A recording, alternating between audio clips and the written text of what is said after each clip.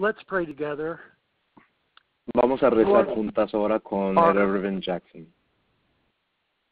Lord, as we enter this holy week in the Christian religion and remember the Passover in the Jewish religion, we're reminded that your love is for every person.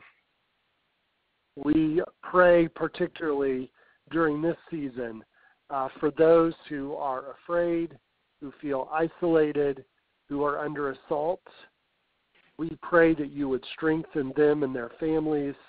We pray that you would strengthen and embolden congregations, people of faith, and clergy to stand with and be public for the sake of every single person whom you love and who has God-given dignity. Amen. Thrilled that we have more than 180 people who signed up for this important webinar. Again, my name is Laura Barrett. I'm the Executive Director of Interfaith Worker Justice. We hope that the information you hear today will help you in your important work to reach out to low-income workers and to resist the racist, sexist, Islamophobic Trump agenda to deport immigrant workers. We're going to hear from an excellent panel. Go ahead, Evan. Estamos muy animados para dar la bienvenida a más de 180 personas que se inscribieron para esta presentación. Estamos aquí para hablar contra el movimiento racista, sexista, islamofóbica del presidente Trump para deportar a los trabajadores migratorios. We're going to hear from an excellent panel who have a wide range of experiences on rapid response, know your rights training, and forming sanctuary congregations and organizations. We'll give you instructions on how to ask a question after the panel is done with their presentations.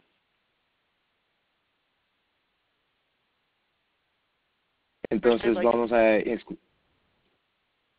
escuchar de un panel de parlantes que van a suministrar sus experiencias de sus respuestas rápidas para conocer sus derechos, formación de las congregaciones de los santuarios y otras organizaciones, y vamos a dar instrucciones de cómo pueden hacer una pregunta después.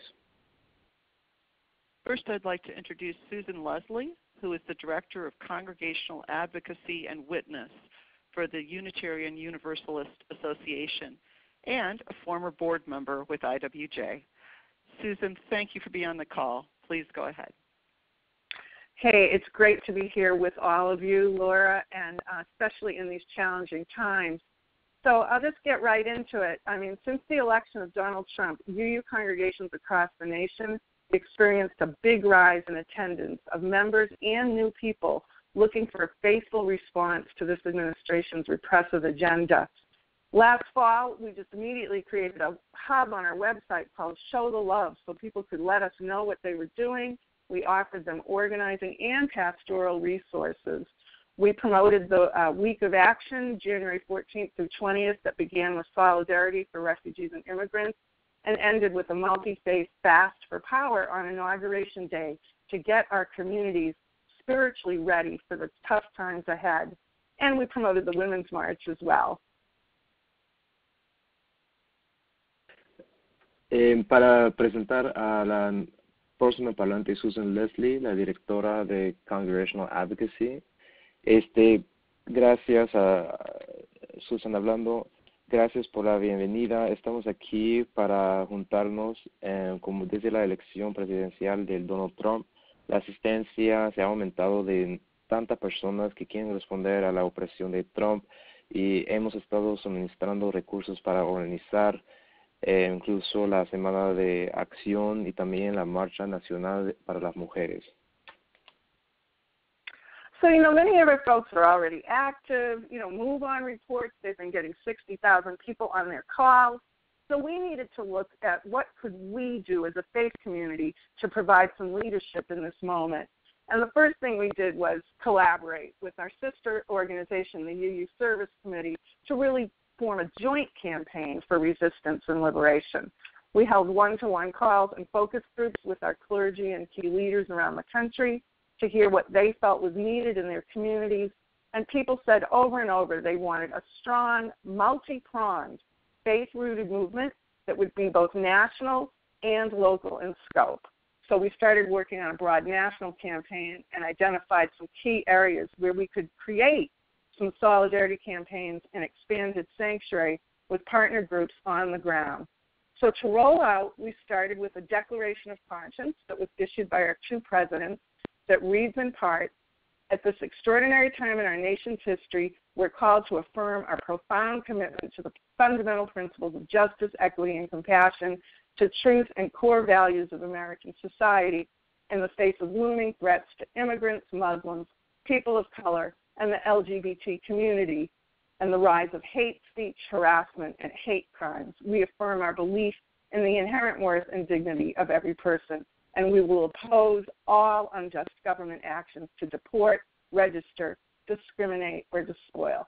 And it goes on, and you've got some slides that you can see the whole thing on, but we call for people to join us and say the time is now. Y en nuestro alcance comunitario hemos estado alcanzando a tantas comunidades por todo el país, trabajando a nivel local, pero también nacional, para fortalecer la solidaridad entre todas las comunidades. Y también presentamos la declaración de conciencia que dirige y que exige una sociedad estadounidense más fuerte que responda a las amenazas contra las personas de color, los inmigrantes, las personas de otras orientaciones sexuales, para combatir el habla de odio, las acciones de odio. Entonces esa continúa y se puede remitir a las presentaciones visuales para leer más. So we've gathered about 15,000 signatures, including 1,000 clergy and 400 congregations. Now, we're a small denomination of 1,000 congregations. So we're talking most of our clergy, half of our congregations, 10% of our dues-paying members. What this declaration allowed us to do was go on record as a denomination, but most importantly, really identify the first responders among our folks. And we asked people to hold a Declaration of Conscience Sunday with worship and a special meeting where they voted to sign on. And then what we did was we began in January to hold webinars with those folks on solidarity and sanctuary, giving people some basic frames, orientation, and tools. We drew on the fact that we were the first denomination to join the new sanctuary movement back in 2007 after the 2006 upsurges, and we've continued to be part of the national sanctuary movement. But since the election, over a dozen of our congregations immediately proclaimed sanctuary, and we've got dozens more in process. They're providing physical sanctuary to those under threat of deportation, or they're supporting other congregations that are doing so as part of local coalitions. What we do is draw on the strong roots of the sanctuary movement in our work for migrant and social justice through our Standing on the Side of Love campaign. Now, in February, what we did is we started a monthly conscience call for all the signers of the Declaration. And these calls, they're video calls. They include song, prayer, art, music, and provide a space for discernment for congregational leaders to address the need for our congregations to partner with and follow the lead of groups that are targeted by the Trump administration.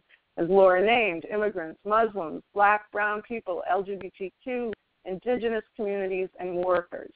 So those partner groups have been calling for the protection and defense of their communities through expanded sanctuary city policies. Our aim is to inspire, motivate, and sustain a spiritual commitment to have our folks help shift the public narrative and take action. Entonces, éramos un colectivo de como 1,000 congregaciones y desde la elección tantas congregaciones ya se registraron como santuarios para los inmigrantes y para las personas que se huyen del odio racista, religioso, como los musulmanes, los indígenas. Entonces estamos aquí para fortalecer las raíces de los santuarios y para llamar a más personas para cumplir con la declaración de conciencia que presentamos. Y nuestra meta es para continuar este desarrollo de justicia comunitaria para combatir y dominar la narrativa, para cambiar la narrativa social que se está pasando debido a la presidencia de Trump. So last month, several of our staff and some of our key leaders attended the Defy, Defend, Expand Sanctuary conference that was organized by Mahente. There were grassroots organizers there from Not One More Deportation, Movement for Black Lives, Black Youth Project 100, Empower Change, which is a young Muslim grassroots group, the Transgender Law Center, and Worker Center leaders, who all want to build a strong intersectional movement that focuses on ending criminalization of whole communities. So expanded sanctuary means stopping immigration rates, mass incarceration, police shootings, anti-LGBTQ violence, and really safety for all who are targets of the Trump administration and the backlash movement it's inspired. We're also creating pilot projects in 5 metro areas where we'll be hiring organizers to help urban-suburban clusters of congregations flank the work of these grassroots organizations. So activities include going on advocacy visits to city officials and schools, to being part of rapid response networks, as well as helping meet basic needs like establishing food pantries for affected communities that organizers are asking for help with, and engaging in door-knocking campaigns, lawn signs, approaching local businesses, and outreach to other faith communities.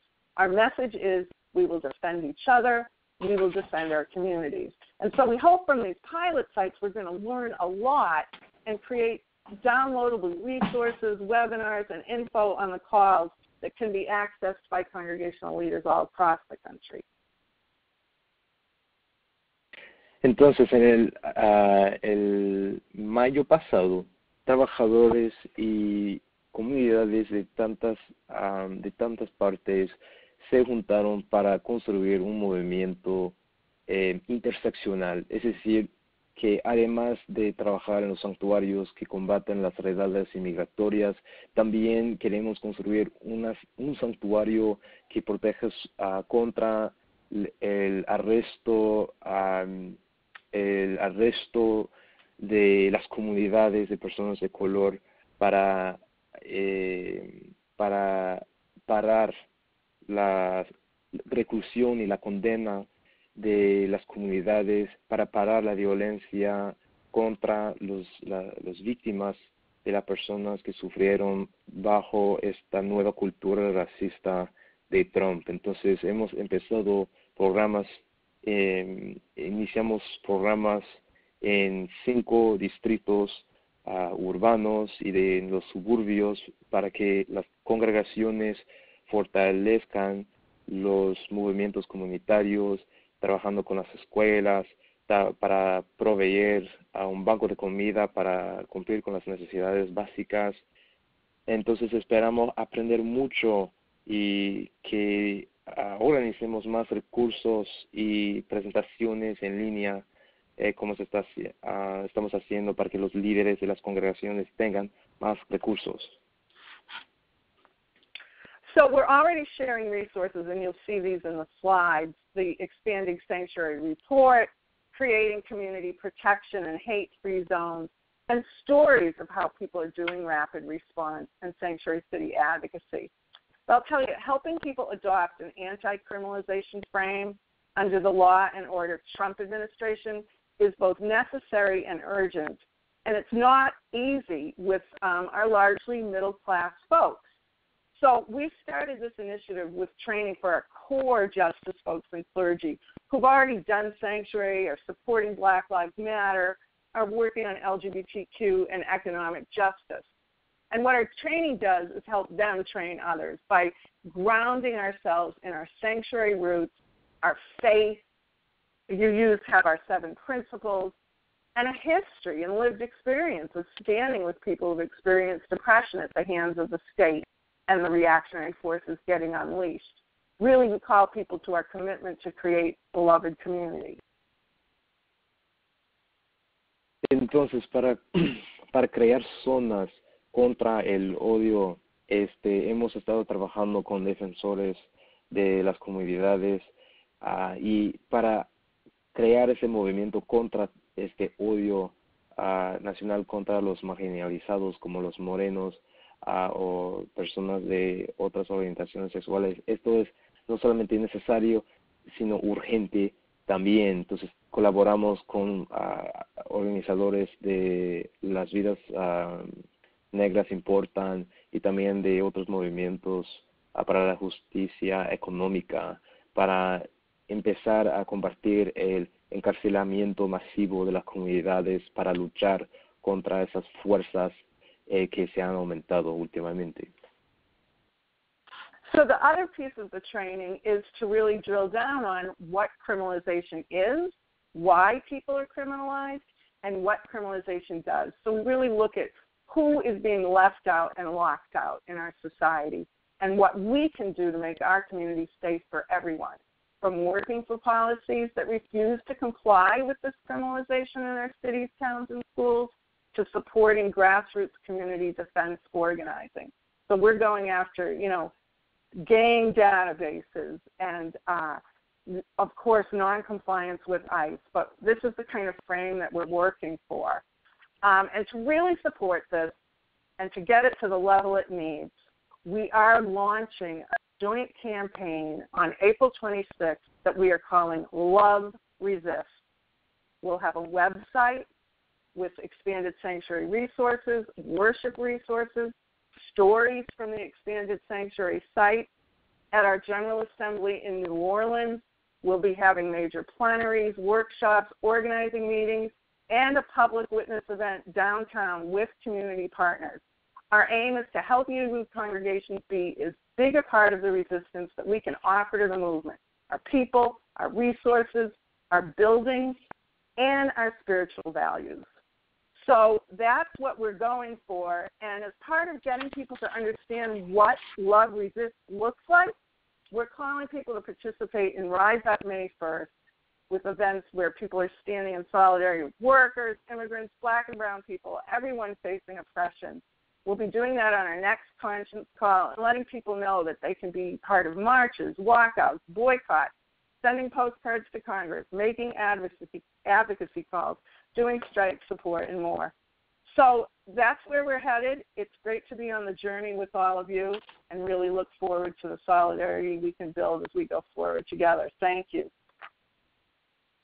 Entonces estamos trabajando para combatir la penalización de las comunidades que causa el encarcelamiento masivo que está pasando. Entonces vamos a meternos en las bases de datos sobre la violencia de las gangas para combatir la narrativa que está pasando. Entonces, para poder hacer esto, lo que vamos a hacer es organizar una asamblea, una gran asamblea en el 26 de abril. Y este movimiento, este día se va a llamar Love Resist, el amor resiste. Y vamos a tener una página de web que muestran los recursos de santuarios, las narrativas de las personas, una asamblea en New Orleans que va a tener un taller en el centro de la ciudad.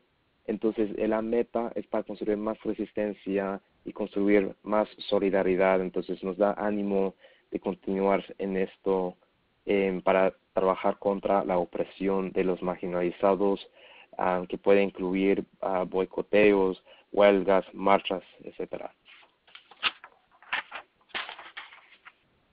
Great.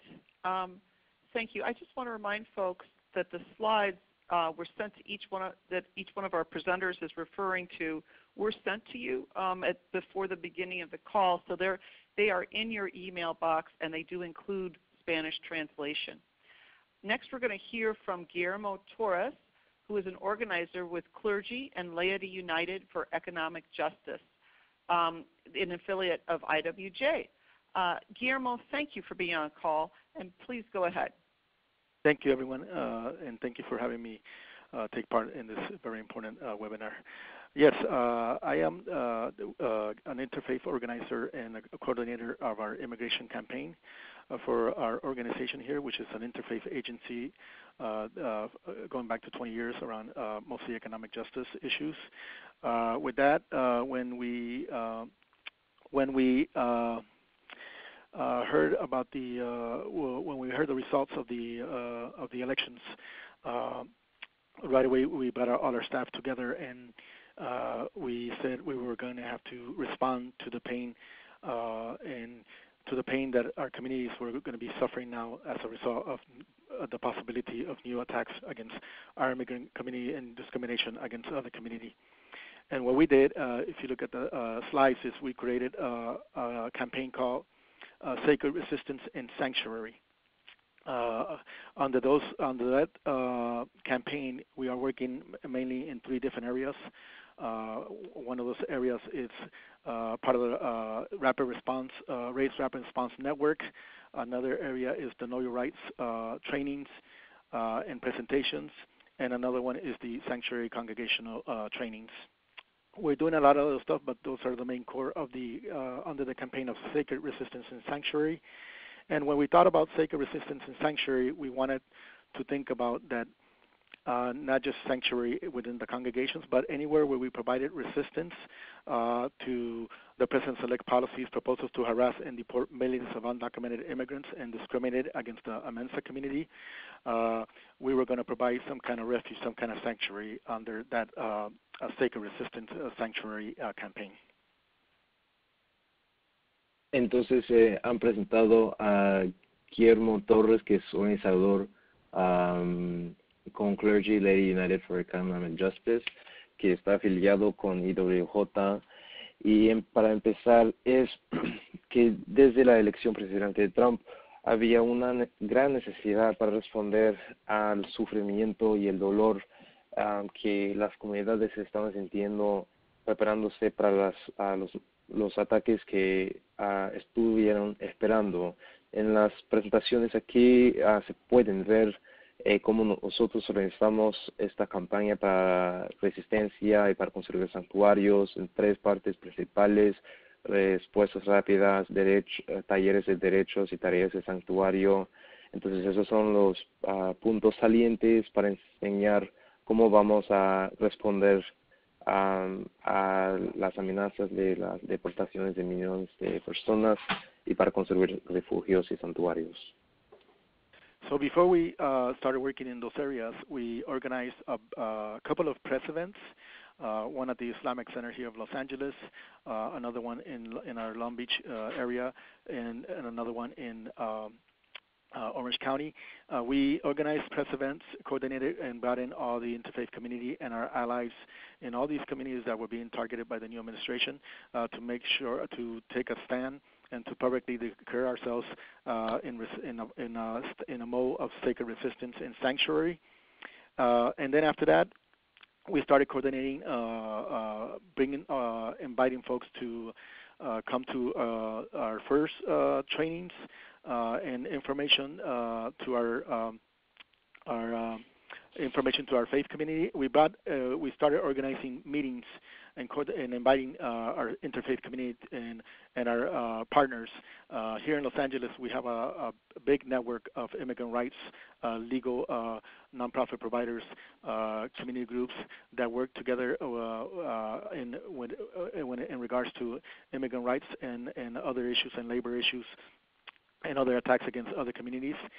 So we started putting those meetings together, and at those meetings we had people, we passed out a form, a pledge, a form that they will sign on to the pledge to sacred resistance and sanctuary in the face of imminent deportation and discrimination. And we had in that pledge, we had some boxes that folks could check in how they wanted to be involved, to be engaged, and how they were going to educate and reach out to their congregations to amplify the response to the voices of immigrant and Amensa leaders. Part of those pledges was to part of the pledge or part of the boxes that they will be able to check off if they were interested in being a sanctuary congregation, because we were getting a lot of requests for that kind of information and coordination. Part of the request was did they want it to be part of a rapid response defense network, and then part of that was do they want to accompany immigrants or other community members to court hearings to accompany them, And so that's how we started bringing, coordinating, and organizing folks around our campaign of sacred resistance and sanctuary. Entonces, lo que nosotros decimos es que trabajamos con varias organizaciones que están involucradas con las comunidades musulmanas, por ejemplo, por varias partes de California. Entonces, nosotros quisimos juntarnos para coordinar una fuerza contra todos los problemas que estuvimos viendo. En un taller que hicimos, hablamos sobre los derechos migratorios, hicimos una petición donde las personas podían tachar las casillas para decir cuáles recursos ellos necesitaban para poder aumentar su involucramiento y participación comunitaria para ampliar las voces de la comunidad, de los inmigrantes, y para poder saber qué necesitan para formar esos santuarios, cómo pueden apoyar a las personas que se enfrentan con las deportaciones, por ejemplo, acompañarles a las audiencias en el Tribunal Inmigratorio, y para organizar esta campaña de la resistencia para la justicia.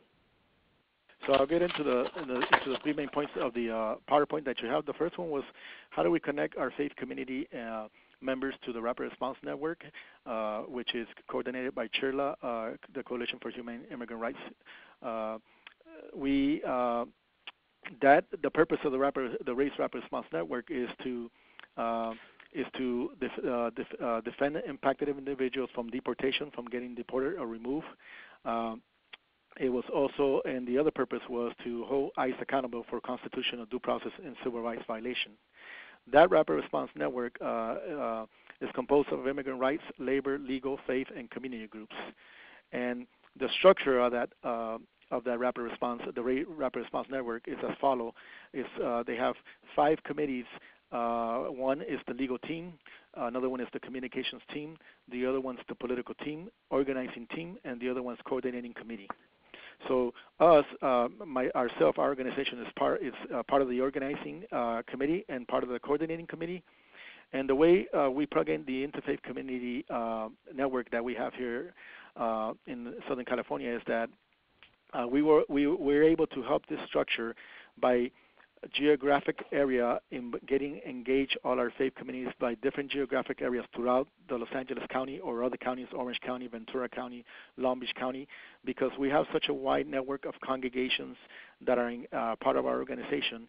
We're able to engage folks who want to be part of a structure that's going to be able to respond to the raids by doing verification and doing not only verification when a raid happens, but they're going to be able to do an intake for any violations that are happening, verifying the raids, but also able to verify that this report, that once that rapid response, those folks verified that a raid is taking place, they are able to send it back to the coordinating committee, and the coordinating committee is able to activate the rapid response network in general. And the legal team, once the work of the legal team is that if a raid has happened and people are taken into detention, the legal team responds and goes to the detention center and tries to file emergency stays for folks who are in detention to avoid their deportation or expedite removal.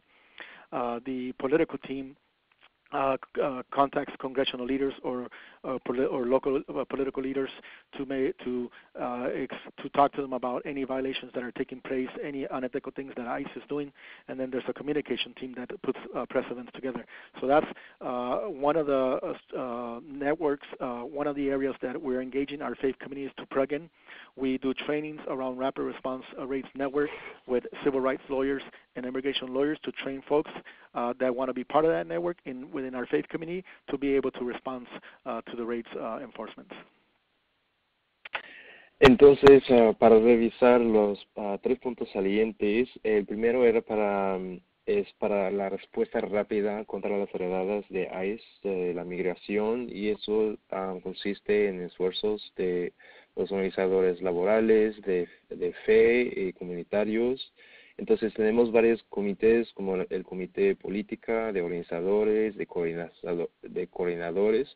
Nuestra organización, nosotros nos involucramos con los organizadores y coordinadores, entonces trabajando con varias congregaciones involucradas en los condados de Los Ángeles, en California. Nosotros lo que queremos investigar son no solamente las realidades y lo que está pasando, sino los quebrantamientos que los oficiales, los agentes de inmigración están cometiendo. Entonces tenemos un equipo legal que están no solamente compareciendo a los centros de reclusión de inmigración, sino están tratando de solicitar los aplazamientos de los casos y también están trabajando en la ética de la práctica de los agentes de inmigración para ver si están quebrando algún protocolo con que deben cumplir en esas redadas. Entonces tenemos tenemos talleres hechos por abogados laborales y migratorios para ayudar en los esfuerzos para la respuesta rápida, y cualquier persona se puede inscribir en esos talleres. And that Rapid Response Network, Race Rapid Response Network was activated when also in February when the massive race took place, and we were able to save the lawyers and because of the response of the network, we were able to save a few folks from being removed, and that was part also of the legal team, who was a volunteer, a list of probably over 100 volunteer lawyers, immigration and civil rights lawyers, and other kind of lawyers that are part of that Rapid Response Network. And when we asked our faith community, when our faith community wants to be involved in this project, we ask them to, in their area, if they want us to come to their area, because we're staff, capacity is short, so we ask them to organize other people around their area, other faith communities, when they want a presentation and train on rapid response. We ask them to please make sure that they organize other community groups and congregations, so that way we make it productive and not just because we don't have capacity to do congregation by congregation. So we ask them to do that. In a month from now, in May, we're going to do a presentation in Ohio where the Episcopalians are in Ohio, which is a farm area here in north of LA.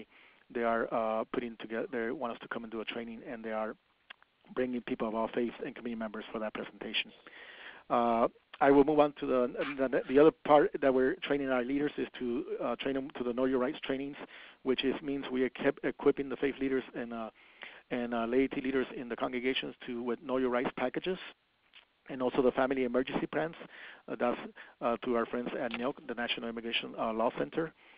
They have those packages, and we want to make sure that our faith leaders have those packages to be able to distribute to commitment members around their area, to reach out to their members in their area that could be affected by the new administration policies.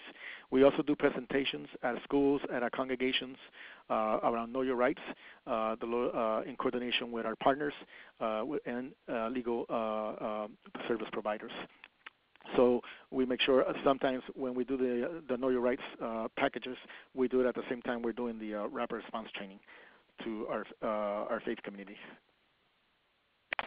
Entonces, en febrero, de hecho, tuvimos éxito en la red de respuestas rápidas, cuando cientos de voluntarios de licenciados de inmigración se juntaron para prevenir varias deportaciones de muchas personas. Y eso fue una colaboración con licenciados de los derechos civiles también.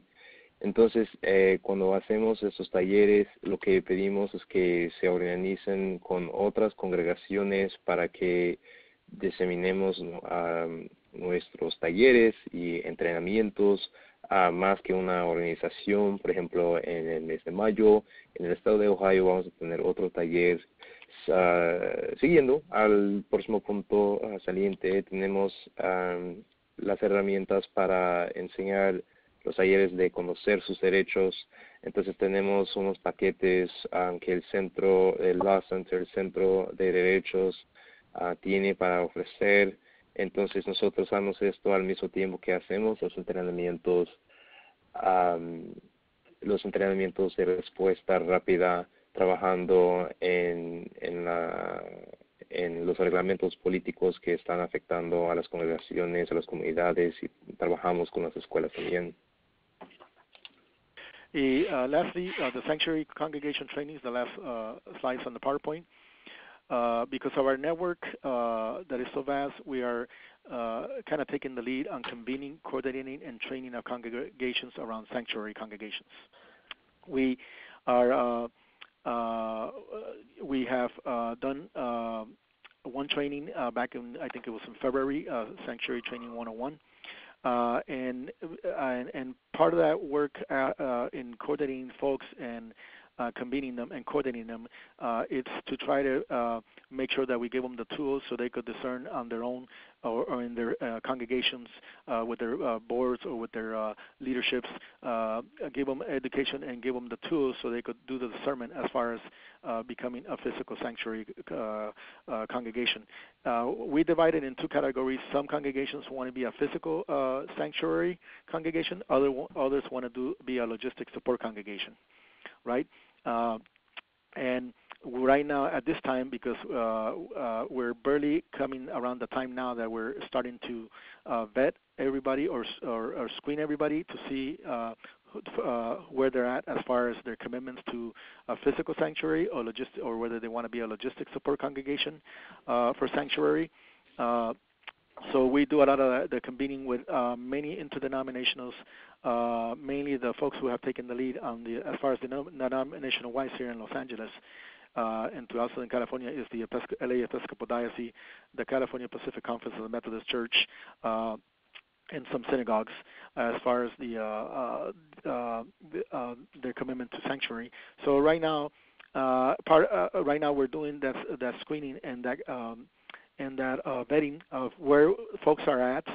We're going to a large list of all those who sign up for that, and to see if they have any questions, to see if they need any more guidance, any more materials. We are also being supported on our sanctuary congregations by legal attorneys, civil rights, criminal, and immigration attorneys. The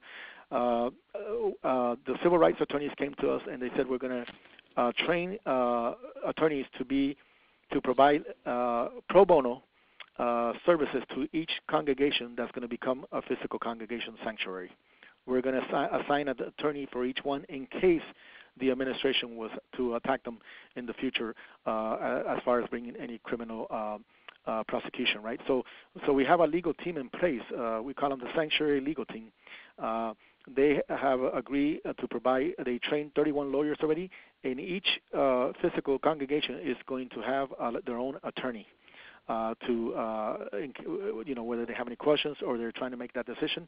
And we're also trying to work with the immigration attorneys, so when we have those congregations that are already committed to sanctuary, that the immigration attorneys will be able to do an intake of a family that will be, or an individual that will be a recipient of sanctuary, that the immigration attorneys will be able to screen them or do an intake to see where they're at as far as if there's any possible relief. So they could work in conjunction with the congregation and with the legal and with the other attorneys to once they are in sanctuary. So that's just a little bit. There's a lot of more stuff we're doing around the sanctuary trainings, including that there are some sanctuary congregations that will be public and some will be private, and we're also gathering together around with Reverend Alexia. There's key leaders here who've been part of the past sanctuary and part of the new sanctuary. Those leaders are Reverend Alexia, Noah Anderson, and a few other folks, and those are the team that usually regularly meets to talk about the media, the way to talk about sanctuary, and to do some of the trainings.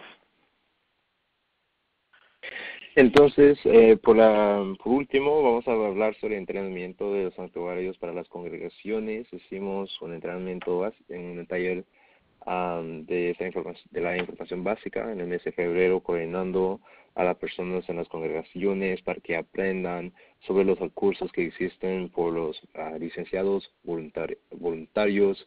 Y de hecho, hemos designado un abogado por cada iglesia que se ha inscrito como santuario para ayudar a la preparación contra las redadas de inmigración.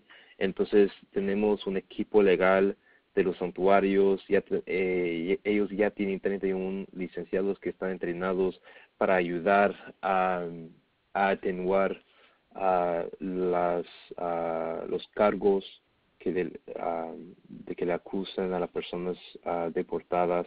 Entonces estamos estableciendo líderes en los santuarios para que conozcan la información legal que existe, la información y los recursos legales que existen allí. Okay. I think that'll be it for me for now, so that would recommend. Thank you, Guillermo.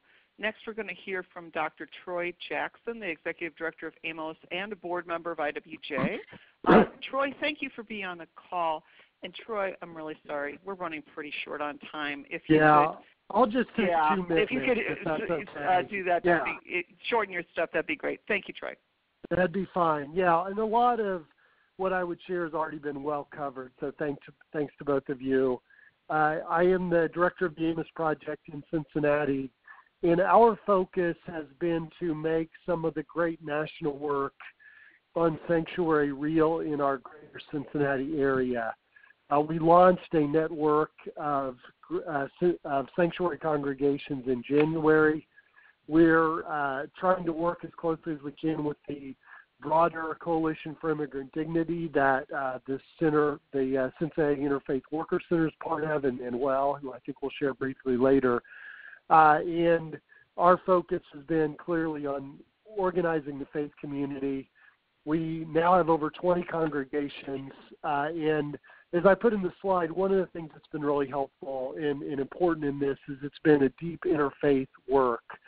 So we have a mosque that's been very involved, mainline congregations, Catholic, Evangelical, Unitarian, Universalist, synagogues involved. And it's really begun to knit together clergy and leaders from these congregations in a much deeper way. So that has been a good piece of this.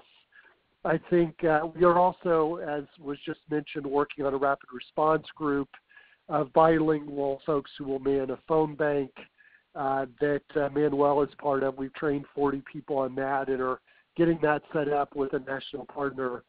I do want to lift up the story of Maribel that we've been working on since a week ago today. She was detained by ICE, a mother of 4.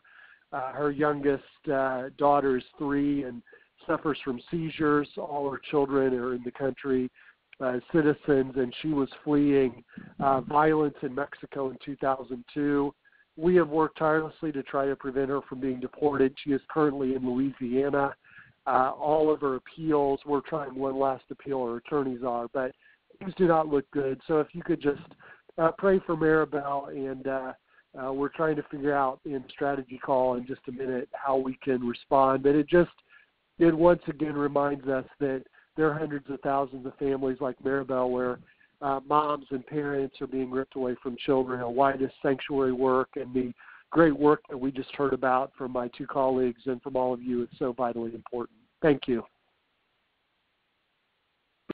Entonces, a presentar el Dr. Troy de Cincinnati, hablando sobre las congregaciones de tantas comunidades religiosas, trabajando con iglesias, mezquitas también, y estamos construyendo una colaboración nacional. Y también nada más quiero mencionar el caso de Maribel. Tenemos una campaña para trabajar contra su deportación. Ella tiene 4 niños estadounidenses. La niña más pequeña de 3 años sufre de convulsiones. Ella se huyó de México por la violencia y los abogados están tratando en las apelaciones. Pero eso es un caso de 100 miles de otras personas. Entonces por eso es una importancia tener los santuarios. Wonderful, thank you. Next, we're going to hear, and I'm sorry, Manuel, but we'll have to hear from you briefly. Manuel Perez is the membership coordinator and organizer of the Cincinnati Worker Center. Manuel, thank you for being on the call. Please go ahead. Entonces, para presentar a Manuel Pérez de Cincinnati también, gracias, adelante. Agradezco a todos por atender la llamada y bueno, quiero referirme y parafrasear lo que dijo Roy, que Troy, que lo muy importante es somos un network que está formado por trabajadores y por fe, pero tenemos que entender que si no tenemos fe en lo que hacemos es como estar actuando en el vacío. So thank you so much for that. I just also want to say that, not only are we a network that's formed of faith leaders and workers, but also it's so important that we have faith in what we're doing. Otherwise, we can't move forward for success. Y bueno, solo quiero compartirles brevemente un caso que hubo con uno de nuestros miembros en el centro. Desafortunadamente no pudimos hacerlo tan público como está sucediendo ahora mismo con un caso en Ohio, porque en algún punto envolvía un DUI. So I just want to share what happened to one of our members in the city, in the center. We are not able to be as public about it as the other case in Ohio. There was actually a DUI that was involved in this one. Y bueno, solo quiero compartir lo que aprendimos en este proceso por lo corto del tiempo. En nuestra percepción, creemos que muchos de los casos donde se están deportando hermanas y hermanos inmigrantes se están perdiendo en corte. And I just also want to in the short amount of time that we have, I just want to talk about the deportations that our brothers and sisters are going through in the court systems right now. Y bueno, aprendimos esto porque nos dimos cuenta que muchas veces las cortes se atienden a través del sistema de videoconferencia, donde en la sala solo está el juez, el fiscal, y no hay nadie apoyando. Y por el otro lado, el detenido o la detenida en el centro de detención muchas veces. And what we're seeing is that there's a lot of cases that are losing, and because there's a lot of video conferencing that's going on, and all you have is the courtroom, the prosecutor, and the judge, and there's no one really there to help these people that are being detained. Y bueno, también es muy importante que la comunidad trabaje de la mano con la familia y con la persona afectada. ¿Por qué razón? Porque debemos escuchar qué es lo que el afectado o la afectada y la familia quiere, no es lo que nosotros queremos. And also just something really important to mention is that as a community, we need to work with the families and see what they're hearing. And why I bring this up is because we need to know what they need and not what we want for them. Y bueno, al determinar eso, como organizaciones podemos determinar qué recursos tenemos y qué podemos aportar para apoyar a esas familias. Algo muy importante también es que la comunidad trabaje de la mano con la ayuda legal, en este caso los abogados. And so so what we are able to do is collect all the resources that we're able to provide for these families, and we're able to work with legal aid in this case that I mentioned. Y bueno, porque es importante, porque vuelvo y menciono lo mismo, las cortes no está llegando nadie a hacer presión a los jueces y fiscales. En el caso particular de José, después de un proceso largo de 4 meses, bueno, como centro y aliados y miembros, se atendieron 3 diferentes cortes, donde se estuvo enviando personas a cada una de esas cortes. And just another thing that's really important is that, there's no one really helping these people in the courts to pressure the prosecutor or the judge. Like the case with Jose was a procedure that went over 4 months, and we had so many people in our Allies Center that were going to the 3 different courts that people were being sent all over to. Y bueno, nuevamente, bueno, en esta llamada está Paul Brendenbach, que es alguien que está trabajando para FLCIO en Cincinnati y también con el centro. Yo debo salir de la llamada porque estoy en un entrenamiento, pero si hay muchas preguntas y respuestas acerca de este caso, Paul, puede atender estas preguntas y respuestas. And so I just want to brief, I have to step out since I'm at a training right now, but you can contact the Cincinnati Center if there's any questions or follow-ups that anyone would like. Thank you so much, Manuel. Okay. Gracias, Manuel. So we're going to, before we start with questions for the panel, I'm actually going to go ahead and extend this call until 10 after. I know that some of you will need to go before then, but it seems like we haven't had anyone dropping off so far, so I think there's a lot of enthusiasm. So I'm just going to keep going until 10 after the hour. Now, I just want to make a couple of announcements. Or we'd love to understand what you would like to do, what you and your organization would like to do to sort of to pitch in on all of this. As you heard from Manuel, letters to judges make a huge difference in this case. If you'd like to help low-wage workers who are under threat of deportation by writing a letter to the judge, can you please press 5 now? We will add you to the rapid response list. So please press 5 now. Priman 5, por favor, si les interesa inscribirse en la lista para poder hacer una campaña de escribir cartas para mandar a los jueces de inmigración. También quiero mencionar que vamos a aplazar esta conferencia hasta las 12:10, mediodía, como nadie se ha salido, pocas personas se han salido de esa conferencia. Entonces, Priman 5, si les interesa inscribirse en la lista. Thank you. So again, please press 5 if you're willing to write a letter to a judge. The other thing we've heard is that being in court as a witness makes a difference. Can you please press 3 now if you're willing to be in the courtroom to support an immigrant worker? There's also other ways to support immigrant workers and their families, hosting a meal, providing a place to stay. Please press 3 if you're willing to show up in court or support the family in any other way. You'll be added to the family support list. También opriman, you said mark 3 for testifier, right? Yeah. Opriman 3 si les interesa comparecer a las audiencias para testificar por la parte de los trabajadores inmigrantes, como eso puede ser un gran apoyo para las personas. The last way you can support is super easy. You just have to follow IWJ National on Twitter and follow Interfaith Worker Justice on Facebook. We will continue to have regular updates about actions you can easily take to support families who are under the threat of being torn apart by deportation. Please also send any breaking news that you have, like Manuel sent us news immediately about the worker in Cincinnati, and we will send it to me or Laura Barrett or to any of our organizers, Martha Ojeda, Maria Torres, or Ana Rubin. Our email addresses are all on the IWJ website. We're working hard to get the word out and to support those who are in the IWJ network during these bleak times. We must resist the Trump agenda and fight back. También hay otras maneras de aportar recursos y contribuir ayuda. Entonces, pueden seguirnos en la página de web. Tenemos que trabajar con las comunidades de las familias bajo la amenaza de las deportaciones. Entonces se pueden comunicar con nosotros. Hay que resistir contra la agenda de Trump. I'd also like to remind all members of the IWJ network that we're holding our annual meeting in Chicago this year on July 8th and 9th at near O'Hare Airport. There are travel scholarships available. Please talk to an IWJ organizer for more information on the scholarships.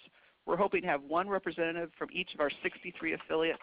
We will be voting to increase democracy and inclusion of the network, as well as making plans to move our wage theft, poultry worker, and other campaigns forward. We're very proud that David Bacon will be a keynote speaker for the event. David is a photojournalist, an author, a political activist, and a union organizer who is particularly on immigrant labor. Please talk to your IWJ organizer for more event information on the July event. Now, Evan, go ahead. I'm sorry. Entonces, nada más quiero recordar a los miembros de la red de IWJ que vamos a tener la reunión anual en Chicago este año, en el 8 al 9 de julio, en el centro Cabrini, cerca del aeropuerto O'Hare. Vamos a tener becas, recursos, talleres y vamos a trabajar con organizadores laborales. Entonces, por favor, conéctense con nosotros en IWJ si tienen más preguntas sobre el evento en julio. Now we're ready for questions. Press 1 to ask your question and we will unmute you. Si están, ya estamos listos para la pregunta, oprima 1. Si tienen una pregunta, y vamos a dejarle hablar en esa conferencia. Okay, the first question is going to come from Lydia Pierce. Go ahead, Lydia. Hi. Lydia Pierce es la primera. Lydia, or Lydia is good enough. I'm in Yakima, Washington, working with United Methodists, and we see across the country that ICE is not acting in raids in the same way they maybe have in the past, a sort of group action with a lot of people in the same area, or going into a work site, or going into a trailer park, and have been really picking people off. And it's much harder to do prevention or to follow up when it's just one person in the community or two in a big city. Have you found ways to alert one another and to respond when it's that other kind of raid, when it's really picking individuals off? And I'm thinking somehow we need to adapt our strategies to that. Que su pregunta se trataba de las realidades que están pasando en el país, especialmente en los parques de casas prefabricadas, casas móviles, y que las realidades de deportación se están pasando a varias personas y hay que construir estrategias para combatir esto. Folks, I'm gonna unmute all the panelists, so any of the panelists can answer these questions or contribute to an answer. So all panelists are. De hecho, todas las personas pueden contestar a esta pregunta si quieren. The way when I think you were referring to when somebody individually gets picked up instead of a mass raids, right? So I was talking about a rapid response network, how it has different components, and that's why it's very important to convene people in your area so people can work together. If you have that capable capacity, is to convene folks who are legal providers. There are many attorneys right now that want to do pro bono for this issue, but because we have that rapid response network and we're still working on the structure, but we had a situation this week with a Methodist pastor from Santa Monica. Her member, his husband, was picked up by ICE after he was released from a jail. They've been there for 3 months, but he's been living in this country for a long time.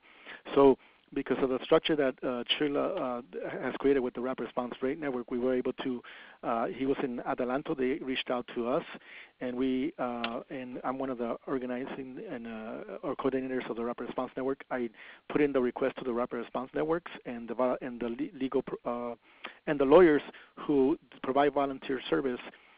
They went and visited him Monday, and they're going back today. So they were able to find out that he did not have a removal order, and they're working on his case right now. So you got to have if you have that structure in place where people be able to communicate either by text or by email.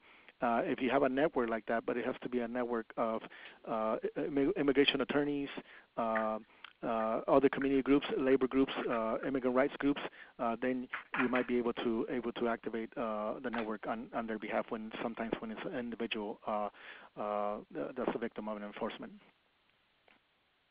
Para dar un resumen de su respuesta, estuve hablando sobre el taller de la respuesta rápida, que consiste en muchos componentes para que todos los equipos y las comunidades trabajen en conjunto. Como hay muchas redes de apoyo legal y licenciados voluntarios, entonces se pueden referir a la información de este taller para conocer más de esta información. Let's take one more quick question. Una pregunta más. We'll take one more question. Let's go to Paul for his question. Vamos a acudir a Paul para su pregunta. Yeah, hi, thanks. Paul Breidenbach, AFL-CIO, also the Worker Center in Cincinnati. I wanted to say that it seems from my experience with Jose that Manuel was talking about that not only local networks, but the kind of national network you all represent are important, that we had folks that came from Cleveland for a guy they didn't know. And ICE seems to make a practice of moving people around. The current case with Maribel, first they moved her from Butler County, where her family was, up to Morrow County, where she was much less accessible, but they still sent a delegation. And then finally she's in LaSalle detention in New Orleans.